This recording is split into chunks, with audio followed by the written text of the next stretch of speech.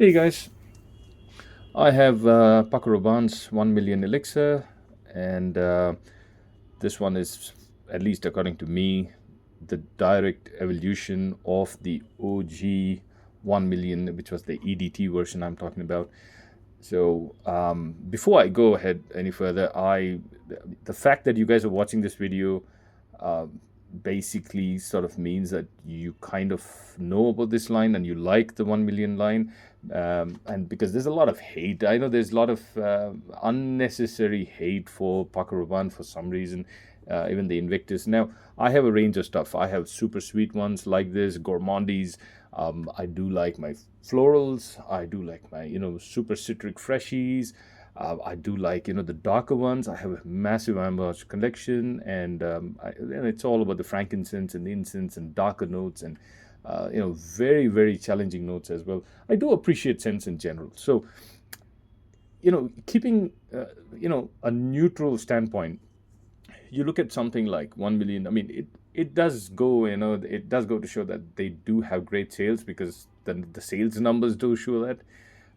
And they keep bringing out flankers because there is a reason people are buying them. So there are people who appreciate. So I don't think there's point for unnecessary hate anyway. So I just wanted to say that I just wanted to get that out of the way.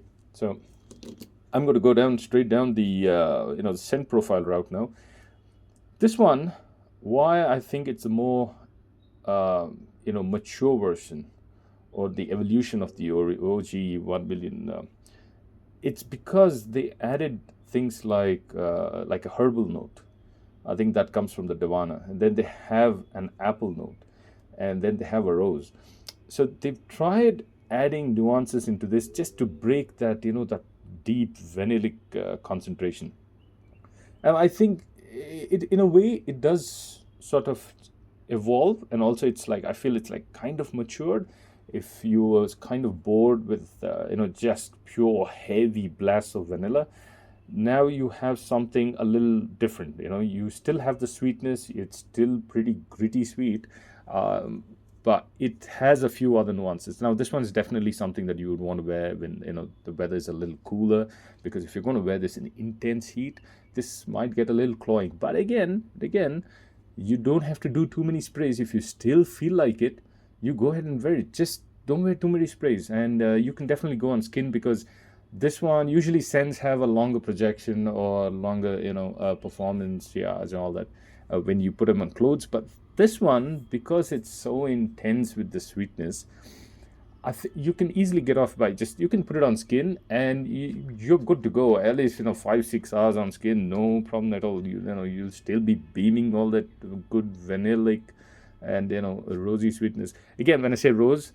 this is not a cloying rose. This is rose which is just, it's just perfect. It just doesn't get too into it. It doesn't become like a heavy jammy rose or anything like that. Now this one's, it's a bit contained. The rose is there.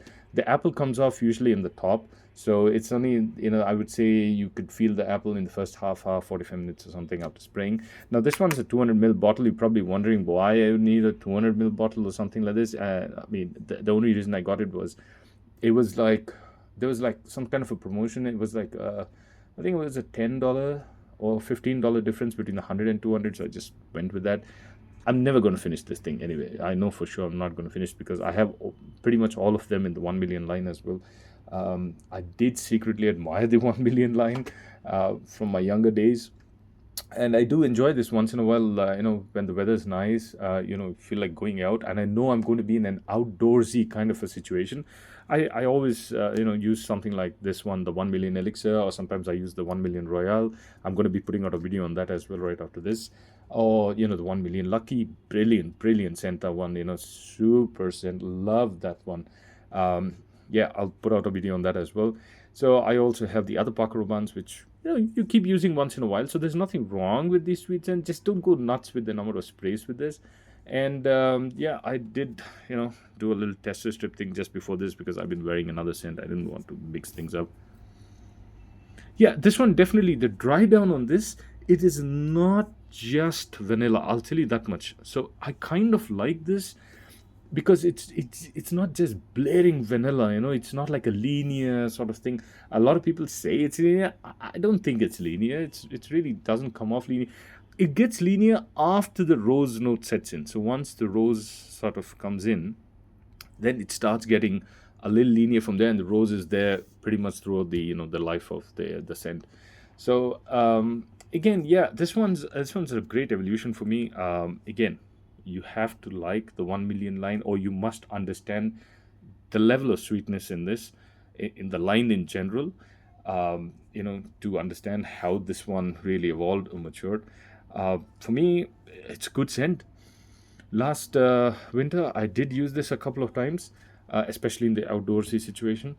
Yeah, and performance, you don't have to worry about performance in the 1 million line. The 1 millions and general Parker Barnes, they have pretty great, performance, and Siage is great. The projection's pretty good. I mean, you can't get better than this for me. With the gourmandy sweetness and all the vanilla in it. So it's a great line. It's a great line. This one, I think, is a great scent if you understand the 1 million line. So if you don't understand the 1 million line, and you just straight away, if it's the first time you smell anything from the 1 million line, or the Pakroban, the Invictus lines, you're just going to be like, oh my god, that's just way too sweet. So sweetness is something you should already know how to deal with, so that you don't get really shocked or something like that. But yeah, if you are a fragrance enthusiast or something, I would say it's something that appeals to the younger demographic of people, and I'm sure this is something they use. You go out clubbing and something like that. I'm not too old myself. I would like to say I'm not too old, but it is what it is. But yeah, this is definitely a good clubbing scent. A little matured, I would also say, slightly compared to the OG. It's not just pure, just bland vanilla or something like that. No, no, no. It does have a few nuances. It does have those herbal touches in it. It does give out a few other notes as well, as it dries down, those woodsy notes and things like that. So overall, for me, there's a good scent. If you want me to do a couple of sprays, I will do that, so that you can see the sprayer. See that?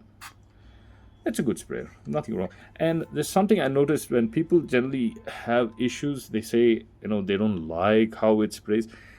You need to put your finger here to the back end of this area is where you need to press it down, not here. You do this and it's going to squirt out, like it's just like it's going to just dribble out. If you do it from the front, you got to press it right from the back here, then you get the right sprays. All right, guys, that was just my quick review on the Pakroban 1 million Elixir. I'll catch you guys in the next video. Thanks for watching.